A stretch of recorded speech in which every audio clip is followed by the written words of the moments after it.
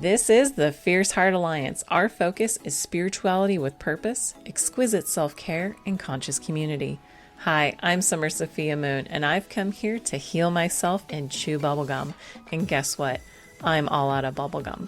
So join me and my special guests as we share and learn how to love ourselves fiercely through self-care and explore the wisdom of the harmonic virtues. These virtues are based on the laws of the universe and channeled wisdom to cultivate more resiliency, purpose, and harmony through self-care and self-awareness. By listening, you are now a fierce heart too. Welcome to the Fierce Heart Alliance. Before we begin today's topic, I'd like to say thank you to our listeners. You're always welcome here. Thank you to our ancestors, spirit guides, and friends who are assisting us today. May these words be a force for good and timelessly infused with light and held in the frequency of rose quartz and spread healing and peace around the world. May it connect to both our consciousness and unconsciousness for the highest and most benevolent outcomes for all. If there's any words left unsaid, we trust in spirit to make things right and let it gently ease into our consciousness as necessary for understanding in our own time, in our own way. And so it is. Thank you.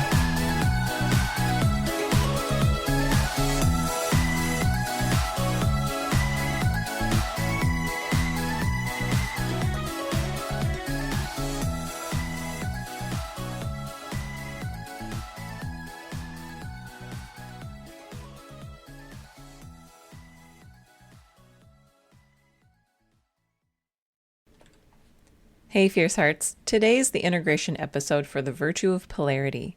Polarity is located on the inner level of the harmonic virtues called the metaphysical level. Virtues are lessons that can impact our everyday life and relationships. They're ever evolving, ever shifting, and developing as we mature. And like a beautiful garden, they require some tending and some management to keep healthy and vibrant. I'd like to share a quote now that I've received about the virtue of polarity. Quote, "Yes, hello. We are here to speak to you about polarity. Yes, there is so much to say about polarity. It is the main force of the universe. Everything is in motion in the universe. Polarity is the force that helps these molecules work. There is more to it, but that is the simplest expression of it. The polarity of elements and molecules helps everything function. It creates energy, power, friction, and polarization, many things we need.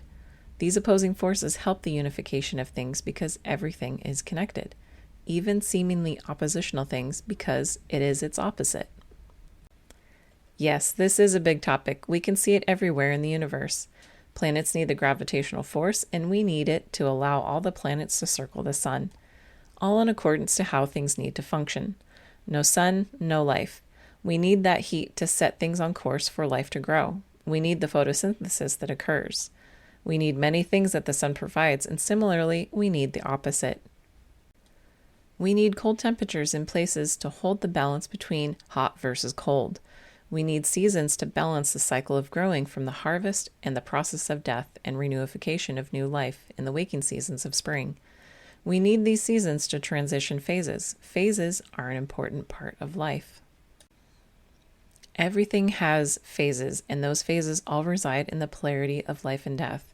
Of course, death is just the death of the corporeal body, of the plant, animal, and human, etc. The soul carries on to learn new things because the soul is energy, and energy never dies. It just transforms to create a new edification. Yes, this is a big topic. So many kinds of polarity we are speaking of, from it up on high and looking down at this big topic, so we are needing to speak in generalities about it. Yes, there is an irony about polarity. We can learn about love through the lack of it. There are people who are homeless that learn about abundance through the lack of it. There is an opportunity to learn about life through death and vice versa. We can look at everything and learn the opposite lesson through polarity. We can also attract that which we don't want. We say we don't want it, but that's what we're asking for by saying what we don't want. We say we don't want something, but that's what we're asking for by saying that we don't want it. So that's what shows up. Yes, be careful what you wish for. Make sure you state what it is you intend for your life. The opposite might show up as a lesson, but hold tight to your intentions for the things that you do want. For all resolves in love in the end. Be well. Thank you for speaking our words. End quote. So the virtue of polarity encapsulates many things, and it evokes an image of a scale, positive, negative ions. The north and the south poles are two magnets opposing or connecting to each other. The essence of this teaching is that the two opposing forces can coexist in harmony if there's balance, and that those two opposing forces are ultimately very necessary for either to exist. Duality is the coexistence and the cooperation or interplay between polar opposites, and our body deals with polarity every moment of the day, seeking our physiological equilibrium called homeostasis. Am I too hot? Am I too cold? Am I safe? Am I in danger? Am I full? Am I hungry? Things like this. Another form of internal polarity is that of emotional duality, which is holding multiple and sometimes contradictory feelings at the same time. And we can laugh so hard that we cry. We feel grief when we have a loved one that passes, but feel relief somehow that they're no longer suffering. It can be really confusing, and we can be excited and scared before an event or starting a new job, but it's exciting, but it's scary. And, we can love our partner, but feel angry for something that they said, but we still love them. And it's just complicated things like that because we're complicated beings. And we as humans have an immense capacity for emotions. And sometimes it can be too much. This is why we all have our coping mechanisms and vices for dealing with such emotional overwhelm. Some are healthy and supportive, and, like connections with friends or loved ones, therapy, exercise, journaling, or praying, while others are more self-destructive, such as smoking, drinking, or substance abuse, or eating our feelings. I know I'm guilty of that. In our last week's episode, Katrina Nilsson Gorman and I spoke about the polarity of love and fear, amongst many things. But a wise teaching is that love and fear are the root of everything and every emotion. And so there's a polarity between those two primary emotions. And as we journey through the harmonic virtues, we'll find that many of the virtues are related to this construct. There finally is a duality in society. There's good and bad people, happy and sad people, healthy and sick people, young and old people. Of course, there is always a scale between the two polarities, and we can find it between either one. Other than age, we can fluctuate between any one of these polarities on any given day. The thing about polarity is that it also provides a potential scale of contrast for us to learn from. If everything was the same, we would all become complacent and we wouldn't be challenged to grow. In my experience, it's been through the contrast of these polarities that we are able to discern our boundaries and learn about ourselves in relation to that contrast. For example, let's say you're working long hours and you have a long commute. Over time, you're no longer okay with how things are going and the frustration builds. You decide enough is enough and you look for a different job. It should be closer to home and hopefully with working less hours, right? In that example, we learned what type of job we're looking for by virtue of the experience. Poverty and wealth is another way that we can experience this contract. And for better or for worse, we typically land somewhere on the scale between one or two of those polarities. So through learning through the contrast, we learn that we no longer want a job that has a long commute, and we also want a job that has less working hours to fit a better, more comfortable living, quality of life for us. So that's how I learn about through contrast. In my personal relationships, as another example, I've dated some men who are kind, but were unfortunately manipulative at times. And because of that contrast, I've learned through dating experiences what the red flags are for me. And, I've learned what it looks like when someone is manipulative and how to handle those situations in a way that respects my boundaries. But you have to go through it first in order to learn. And I can read about it, but it's about actually where the rubber meets the road in real life. And I wouldn't have learned any of that had I not had the experience firsthand. So I believe it's through the experience and the experience of contrast of these polarities that we learn what is the happy medium for us? Like, where do we want that pendulum to sit, or where do we want our marker to fit on that polarity scale? Lastly, I think the polarity reminds us to keep an open mind and perspective of our current situation, to learn that there is another side to the situation. Where are we in the scale of polarity of our situation? It could always be worse. It could always be better. And always to remember the sage words, this too shall pass. Polarity works with the universal law of gender. Yes, it's true. There is a universal law about gender, and it's probably not what you think. It's way more beautiful and powerful because it's based on traits of the divine feminine and divine masculine and how they interact. I feel like the terms divine feminine and divine masculine have kind of become mainstream, whereas they haven't really been known before, but I think it deserves a deeper dive if you're more interested in it. We're going to go over a little bit of it. And, I understand and respect that there's a lot of sensitivity around the concept of gender. And I myself am straight, and I am a huge supporter of the LGBTQ community. And so that there's no confusion in my message here, I do not claim to be an expert in the arena at all, and I'm in no way trying to dictate how a person should be or live and identify themselves. Just making it blanket statement. And it's my opinion and the basis of this exploration that we all have free will to live our lives how we see fit and choose, be it a relationship with whom we choose and however we want to express ourselves. This exploration is more about the dualistic interchange and the functional coexistence between the opposing personalities and energy types.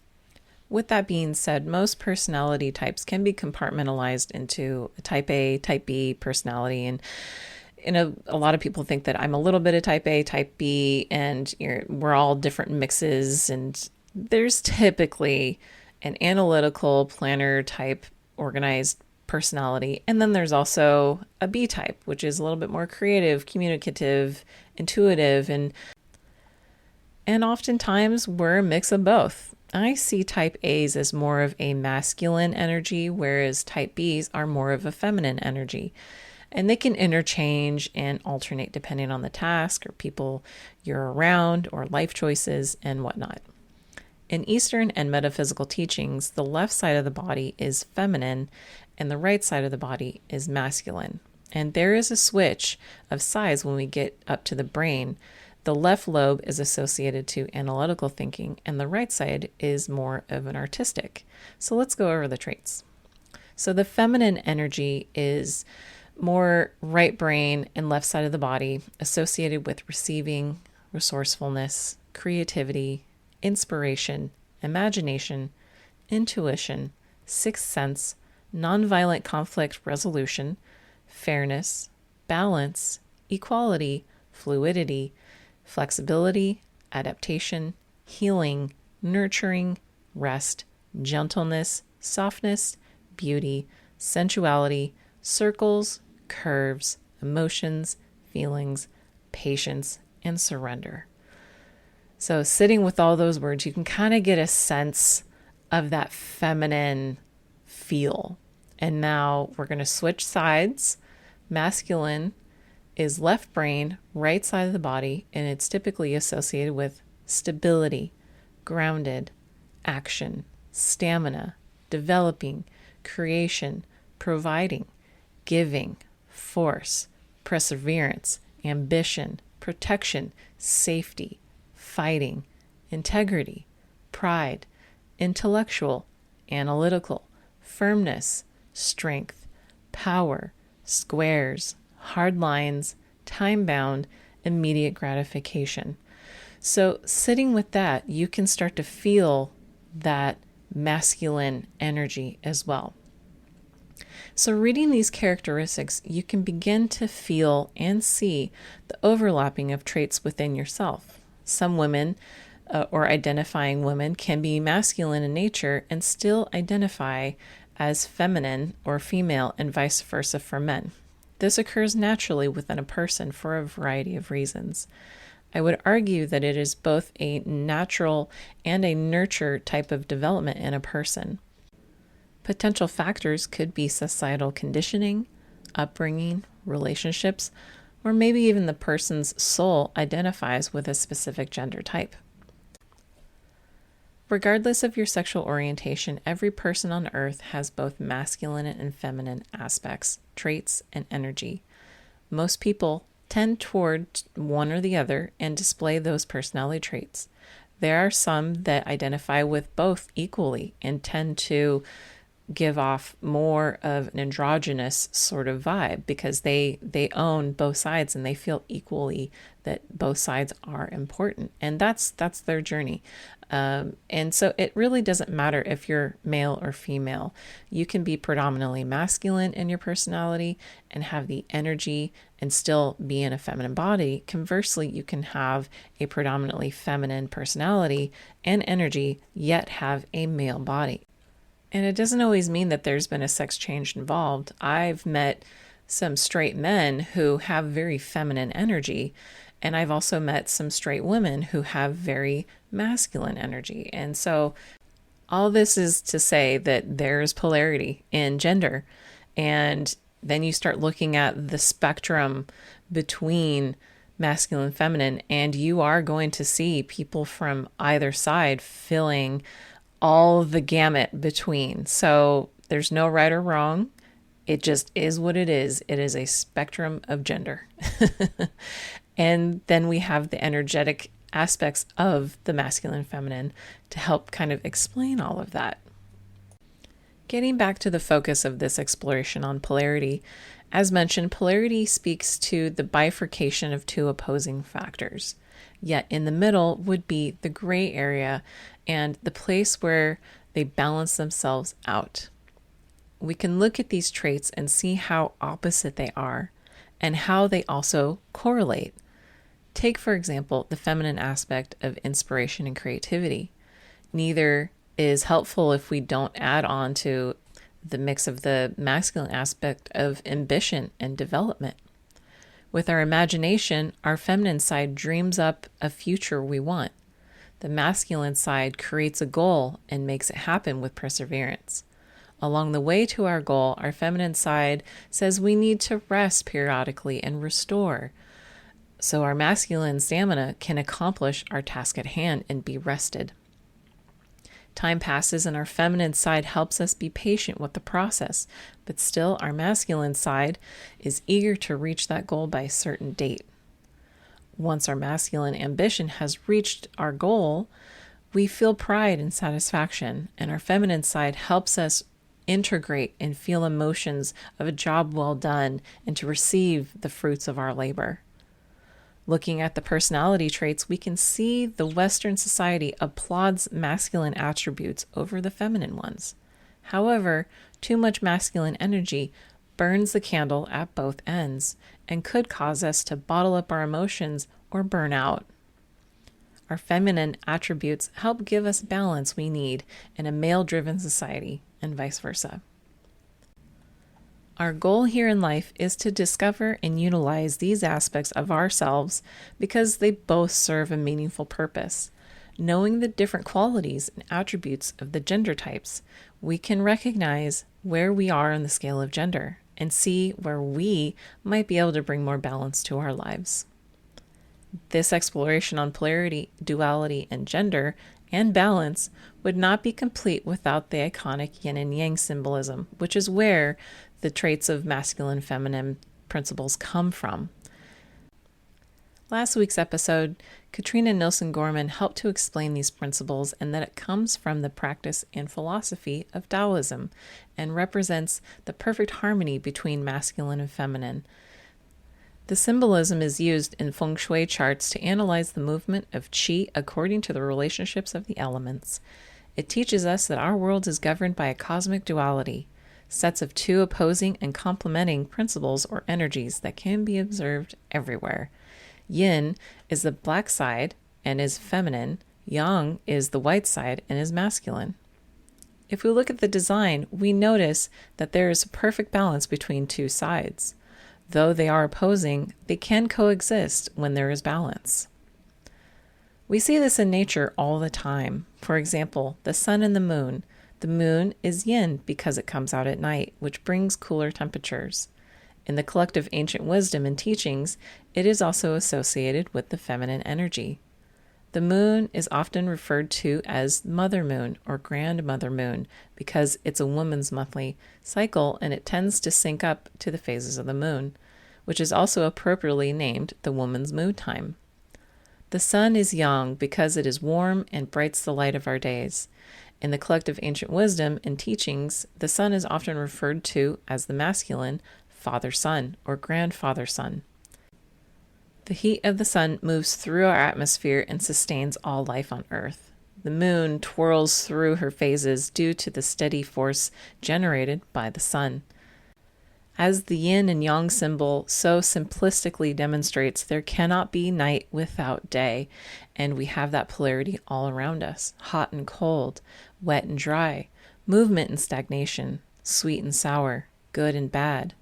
It also helps us remember that when yang is stronger, yin will be weaker, and vice versa. We need balance between both sides to experience harmony. Our journal prompts this week are: how do masculine and feminine personality traits or energies show up in your life? Where are you on that gender spectrum? What does balance look like for you in your life? What could you do to create more balance and within yourself? And what are some forms of polarity in your life? When was a time you felt conflicting or multiple feelings simultaneously? How do you handle intense emotions? And what are coping mechanisms for you? Are they healthy or are they self-destructive? Some integration exercises is to do something enjoyable with contrast. You could drink some peppermint tea or warm peppermint tea, so the contrast of those, the cool of the peppermint and the warmth of the tea. A sweet and sour dish, or you can walk outside and notice the polarity around you in nature. Lastly, if you have an inspiration, what is it? And what is one action you can do to make it a reality? This combines both the daydreaming of creativity of the feminine and blends the masculine energy to help bring it into fruition. That's our episode for this week. Please like and subscribe. It helps this podcast more than you know. And you can follow the Fierce Heart Alliance on Facebook and Instagram for weekly inspiration. Check out our website at fierceheartalliance.com to get your free guide to work with the harmonic virtues for yourself. Next week is our self-care episode. Take care, Fierce Hearts. Till next time.